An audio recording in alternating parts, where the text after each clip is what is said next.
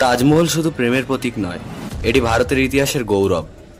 কিন্তু সম্প্রতি মুক্তি পেয়েছে একটি সিনেমা, দ্য তাজ স্টোরি, যেখানে দেখানো হয়েছে তাজমহল নাকি আসলে তেজমহলায়, মানে একটি পুরনো হিন্দু মন্দির।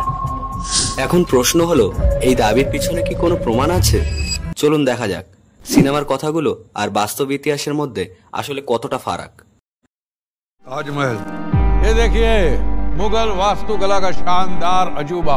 कि क्या वाकई इन्होंने तो ऑलरेडी ताजमहल को मंदिर घोषित कर दिया। कहीं शाहजहां कंफ्यूज तो नहीं थे कि मैं मकबरा बनाऊं कि मंदिर बनाऊं? সিনেমায় পরেশ রাওয়াল অভিনয় করেছেন এক গাইড বিষ্ণু দাস নামের চরিত্রে। সে দাবি করে তাজমহলের নিচে নাকি 22টা বন্ধ ঘর আছে, যেখানে হিন্দু দেবদেবীর প্রতিমা লুকানো। আর ঠিক সেই কারণেই সে আদালতে মামলা করে সত্য জানার জন্য। এটি আসলে নতুন না, এর আগেও PN ওক নামে একজন লেখক 1965-এর দিকে বই লিখেছিলেন, তাজমহল দ্য ট্রু স্টোরি। সেখানে তিনিও একই দাবি করেন যে এটি তেজমহলায় ছিল, কিন্তু এই দাবির একটাও বৈজ্ঞানিক প্রমাণ আজও পর্যন্ত পাওয়া যায়নি। চলুন দেখা যাক প্রমাণ কি বলে। প্রথমত, ভারতের প্রশ্নতত্ত্ব বিভাগ ASI বহুবার স্পষ্ট করে বলেছে যে তাজমহল সম্পূর্ণভাবে মুঘল আমলের স্থাপত্য। 1632 খ্রিস্টাব্দে শাহজাহান নির্মাণ শুরু করেন এবং 1653 খ্রিস্টাব্দে শেষ হয়। তাদের কাছে আছে স্থাপত্য পরিকল্পনা, সম্রাটের আদেশ, মজুদদের নামের নথি, এমনকি খরচের হিসাব পর্যন্ত।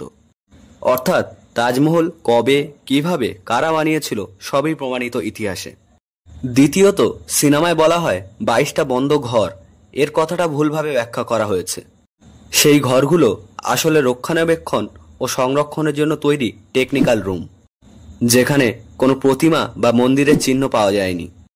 ASI সেই ঘরগুলো 2022 সালে নিজে পরীক্ষা করেছে, কোনো হিন্দু প্রতিমা মেলেনি। তৃতীয়ত, সিনেমায় বলা হয় তাজমহলে হিন্দু স্থাপত্যের নিদর্শন আছে, কিন্তু বাস্তবে এটা ইন্দো ইসলামিক আর্কিটেকচার, যেখানে ভারতের নকশা, পারস্যের শিল্প ও তুর্কি কৌশল মিলিয়ে তৈরি এক অনন্য ধারা।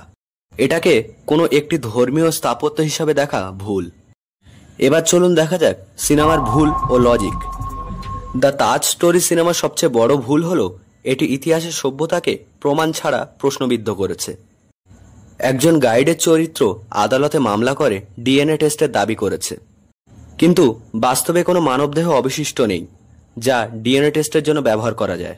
অর্থাৎ এই দাবি বৈজ্ঞানিকভাবে অসম্ভব। তাছাড়া সিনেমার পোস্টারে শিবলিঙ্গের প্রতীক ব্যবহার করা হয়েছে, যা জনগণের আবেগে আঘাত দেয় এবং ইতিহাসের বিকৃত করা আশঙ্কা তৈরি করে।